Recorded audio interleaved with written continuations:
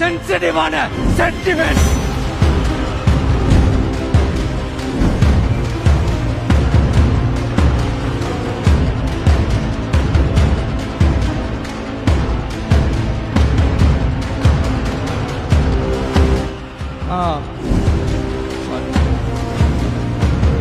இதை யாரும் அசைக்க முடியாது.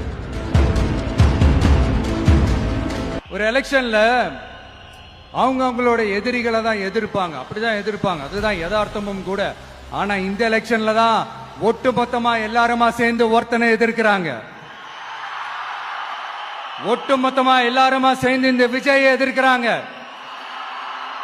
ஏன்னா இந்த விஜய் ஊழலை எதிர்க்கிறான், லஞ்சத்தை எதிர்க்கிறான், மக்களோட மக்களா நிக்கிறான். அந்த மக்கள் அவன் கூட நிக்கிறாங்க.